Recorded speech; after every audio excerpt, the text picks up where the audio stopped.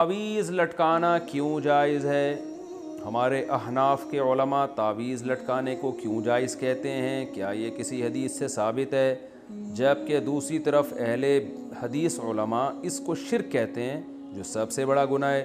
اور اس کی مضبوط دلیل بھی ہے کہ حدیث میں آتا ہے کہ جس نے تعویذ لٹکایا اس نے شرک کیا۔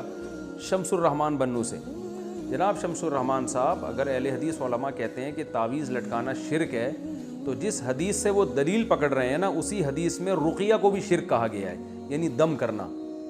حالانکہ رقیہ کو اہل حدیث علماء بھی مانتے ہیں کہ شرک نہیں ہے۔ تو پتہ یہ چلا کہ جس حدیث میں تعویذ لٹکانے کو شرک قرار دیا ہے، اس سے تعویذ سے شرکیہ تعویذ مراد ہے۔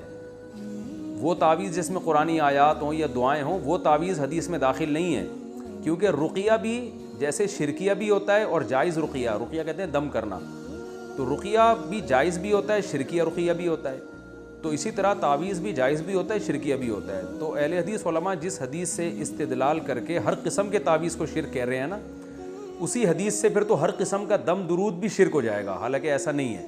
تو جیسے رقیہ کی دو قسمیں ہیں، اسی طرح تعویذ کی بھی دو قسمیں ہیں۔ اور ویسے بھی کامن سینس کی بات ہے کہ اگر ایک آدمی کسی پرچی پہ یا اللہ مدد لکھتا ہے، صرف یا اللہ مدد کہتا ہے، صرف اللہ سے مدد مانگی جائے گی، یا اللہ مدد، اور وہ کسی کے گلے میں لٹکا دیتا ہے، تو یہ شرک کہاں سے ہو گیا؟ یہ تو عین توحید ہے کہ وہ صرف اللہ سے مدد نہ صرف زبان سے مانگ رہا ہے، بلکہ ریٹن میں لکھ کے اس پہ مہر ثبت کر رہا ہے۔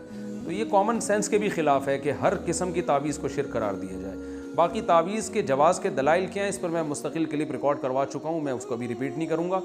پھر بھی ایک بات ضرور ہے کہ یہ عمل پسندیدہ نہیں ہے، بہرحال یہ ذہن میں رکھیں۔ اللہ سے مدد مانگے زبان سے، پرچی لکھ کے لٹکانے کی کیا ضرورت ہے؟ بس زبان سے مدد مانگیں، اس کی زیادہ فضیلت ہے، دعا کی فضیلت ہے۔ جو لوگ تعویذ گنڈوں میں پڑھتے ہیں، تو وہ میں نے دیکھا ہے ان کا ایمان بہرحال کمزور ہو جاتا ہے اور وہ اسی میں لگے رہتے ہیں۔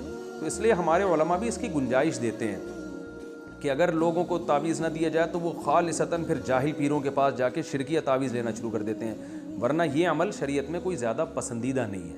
نبی صلی اللہ علیہ وسلم نے فرمایا، میری امت کے 70,000 لوگ ایسے بغیر حساب کتاب کے جنت میں داخل ہوں گے جو تعویذ اور رقیہ وغیرہ سے بچا کرتے تھے۔ تو امام نووی رحمہ اللہ نے اس کی تشریح میں لکھا ہے کہ جو جائز تعویذ سے بھی بچتے ہیں وہ اس میں داخل ہیں۔ بہرحال تشریح میں حدیث کی اختلاف ہے۔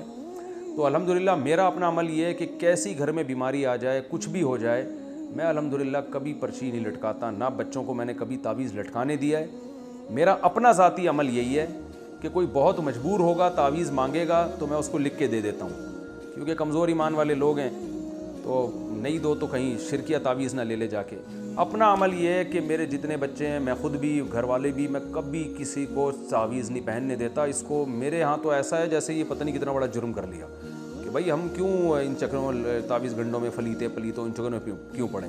کوئی میں کبھی دیکھتا ہوں بچے اپنے ننیال گئے کہیں، کوئی پرچی تعویذ لٹکا کے لے آیا، ادھر ہی میں ایسے پکڑ کے ایسے کھینچتا ہوں اس کو، بولتا ہوں کچھ بھی ہو جائے، بھلے جن چڑیل بھوت ہی آ جائے، اللہ نہ کرے بھوت بھی آ جائے گا پھر بھی تعویذ نہیں لٹکانا، جاؤ ایسی کی تیسی۔ ایسے انسان تمیز زندگی گزارے، کچھ نہیں ہوتا انشاءاللہ کوئی جن چڑیل بھوت، اور پھر جن چڑیل بھوت خود ہی اپنا راستہ تبدیل کر لیتے ہیں، آتے ہی نہیں۔ وہ دیکھتے ہیں ایسے لوگوں کو جو اس قسم کے کمزور ایمان ہوتا ہے نا، وہیں زیادہ آتے ہیں۔ تو ان چکروں میں نہ پڑیں۔ جو سنت عمل ہے، سورہ فلق، سورہ ناس، رات کو ہاتھ پہ دم کر کے اپنے اوپر پھیر لیا کریں، بچوں پہ پھیر لیا کریں۔ مشہور دعا ہے، اعوذ بکلمات اللہ التامہ من کل شیطان وہامہ ومن کل عین لامہ۔ یہ دعائیں پڑھا کریں۔ بسم اللہ الذی لا یضر مع اسمہ شیء فی الارض ولا فی السماء وہو السمیع العلیم۔ خاندانی دعائیں بس یہ پڑھا کریں، کافی اتنا۔ اللہ تعالی عمل کی توفیق عطا فرمائے۔